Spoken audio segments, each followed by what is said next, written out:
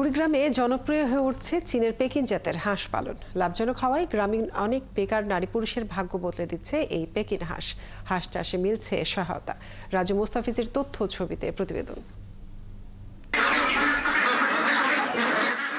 মাত্র ১০০টি হাঁস দিয়ে খামার শুরু করেন কুড়িগ্রামের রাজারহাটের খামারি মীর মোশাররফ হোসেন। এখন তার খামারে রয়েছে ১,০০০ পেকিন হাঁস। ৮ মাস আগে বেসরকারি সংস্থা RDRS বাংলাদেশের পেকিন হাঁসের সাইনবোর্ড দেখে হাঁস পালনে আগ্রহী হন তিনি। এরপর এই হাঁসের খামার বদলে দিয়েছে মোশাররফ হোসেনের ভাগ্য। পেকিন জাতের হাঁস দেখতে আকর্ষণীয় ও দ্রুত বেড়ে ওঠে বলে জানান এই খামারি। প্রায় ৬ থেকে ৭ মাস আগে RDRS এর পরামর্শ মোতাবেক আমি আমার ফার্মে পেকিন স্টার 13 নতুন জাতের এই হাঁসটি আমি আমার ফার্মে উঠাই এবং ওনাদের পরামর্শক্রমে আমি এই হাঁসটি চাষ করতে শুরু করি।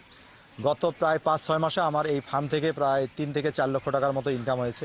শুধু নিজের ভাগ্য নয়, এলাকার অন্তত ৫০ জন নারী পুরুষের কাজের সুযোগ সৃষ্টি হয়েছে তার খামারে।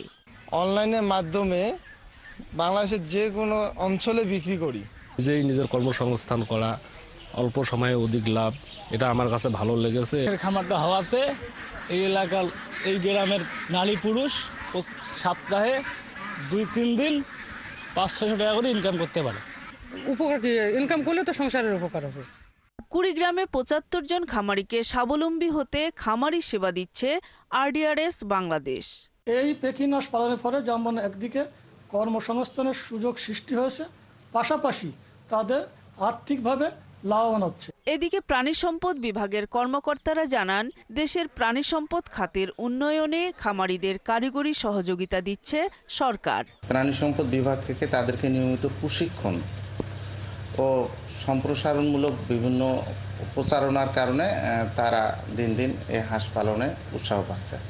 সঠিক পরিচর্যা ও সুষম খাবারের মাধ্যমে মাত্র ৩০ থেকে ৪৫ দিনের মধ্যেই প্রতিটি হাঁস ৩ থেকে ৪ কেজি ওজনের হয়। দেশ জুড়ে এই হাঁসের চাহিদাও বাড়ছে দিন দিন। নূর তাজমিন নীর, ৭১।